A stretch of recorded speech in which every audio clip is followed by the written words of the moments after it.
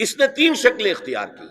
یہ علم جو تھا، جب پوپ کی طرف سے آزادی ہو گئی، اب سائنس پڑھنی شروع کر دی لوگوں نے، فلسفہ بھی پڑھ رہے ہیں، بڑے بڑے فلسفی پیدا ہو گئے، بڑے بڑے سائنسدان پیدا ہو گئے۔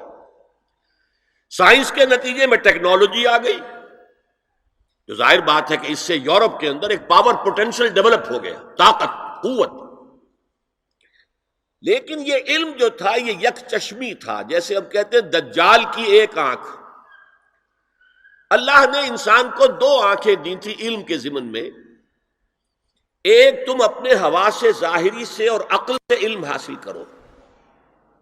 کسی شخص نے دیکھا ہوگا ہمارے آباء و اجداد میں سے کہ کوئی چٹان نیچے گری، نیچے بھی پتھر ہی تھا تو ایک شعلہ نکلا، انہوں نے دیکھا یہ کیا ہے، پھر اس نے یہ 2 پتھر اپنے ہاتھ میں لے کے زور سے ٹکرائے، اس میں بھی شعلہ پیدا ہو گیا، تو آگ ایجاد ہو گئی۔ اس سے پہلے وہ صرف پھلوں پر گزارا کرتا تھا، پھولوں پر گزارا کرتا تھا، یا کوئی کچا گوشت کھاتا تھا، آگ تو تھی نہیں۔ تو یہ بہت بڑی شے تھی کہ جو پیدا ہو گئی۔ پھر آگ کے بعد کبھی کسی نے دیکھا کہ ہانڈی چڑھی ہوئی ہے چولہے پر اور وہ اس کا ڈھکنا ہل رہا ہے، کون ہلا رہا ہے؟ کوئی جن ہے، بھوت ہے، کون ہے؟ بعد میں معلوم ہوا یہ اس کے نیچے جو سٹیم پیدا ہو رہی ہے، بھاپ، اس بھاپ میں یہ طاقت ہے کہ وہ ہلا رہی ہے۔ لہذا سٹیم جو ہے سیکنڈ سورس آف انرجی ایجاد ہو گئی۔ اب وہ سٹیم انجنز بن گئے، ریلیں چلنے لگی، دوڑنے لگی۔ تو یہ علم ایک تھا کہ آنکھ سے دیکھو، کان سے سنو، دماغ سے اس کو پروسیس کرو۔ یہ کمپیوٹر یہاں ہم نے تمہیں دے رکھا ہے نا، اس کمپیوٹر کے اندر تم فیڈ کرو اپنا سینس ڈیٹا، آنکھوں کا، کانوں کا، اور چھونے کا، چکھنے کا، سونگنے کا، یہ ڈیٹا فیڈ کر دو، پھر یہ پروسیس کرے گا۔ اس طرح علم قدم بقدم، قدم بقدم آگے بڑھتا گیا۔ ایک علم یہ ہے۔ دوسرا علم اللہ نے کہا تھا کہ ہم تمہیں دیں گے علم ہدایت، اور وہ وحی کے ذریعے سے آئے گا۔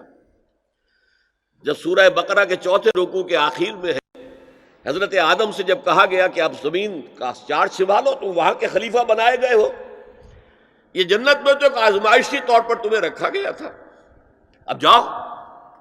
تو ساتھ ہی کہہ دیا گیا فَإِمَّا يَأْتِيَنَّكُم مِّنِّي هُدًى فَمَن تَبِعَ هُدَايَ فَلَا خَوْفٌ عَلَيْهِمْ وَلَا هُمْ يَحْزَنُونَ۔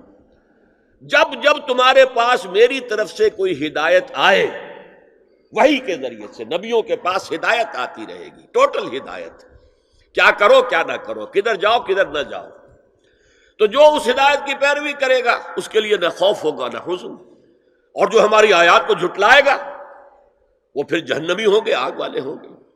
تو یہ 2 آنکھیں دی تھی اللہ نے، یورپ نے ایک آنکھ بند کر لی، آسمانی ہدایت سے وہ موڑ لیا۔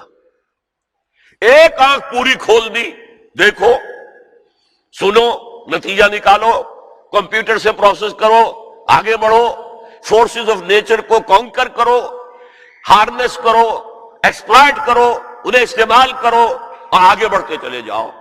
تو اس کو میں کہہ رہا ہوں یک چشمی علم، ایک آنکھ والا کانا علم ہے یہ، اس لیے کہ دوسرا جو علم ہدایت تھا وحی کا، اس سے انہوں نے آنکھ بند کر لی۔ اس نے دنیا کے اندر طاقت پکڑ کر وہ جو کچھ یہودیوں نے یورپ میں داخل کیا تھا اسے گلوبلائز کر دیا۔ وہ کیا ہے؟ چیزیں 3 ہیں وہ۔ نمبر 1، سیاست، ریاست، حکومت، معاشرے سے خدا کا کوئی تعلق نہیں۔ ہیومن ساورنٹی، پاپولر ساورنٹی کی بنیاد پر جمہوریت ہوگی، سیکولرزم ہوگا۔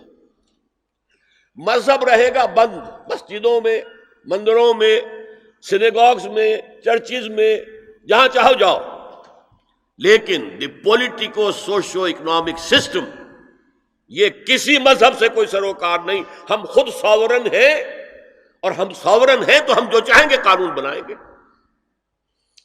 یہ شے جس کا نام ہے جمہوریت بھی آپ اسے کہہ لیں، سیکولرزم بھی آپ اسے کہہ لیں، یہ گلوبلائز ہو چکا ہے پوری دنیا کا۔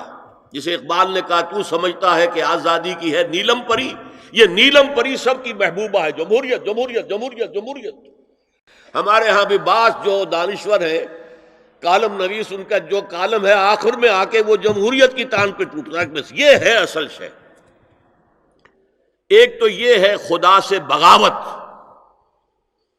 کہ خدا صاحب آپ نہ ہماری پارلیمنٹ میں تشریف لائیے، نہ ہماری کورٹ میں آئیے، نہ ہمارے بازار میں آئیے، نہ ہمارے بینک میں آئیے، اور گھریلو نظام میں بھی نہ آئیے. بس آپ رکھے رہے مسجد میں، ہم آ کر ڈنڈوت کر لیں گے، رکوع سجود کر لیں گے، یا فلاں بت رکھا رہے مسجد میں، یہاں آئیں گے اسے سجدہ کر لیں گے.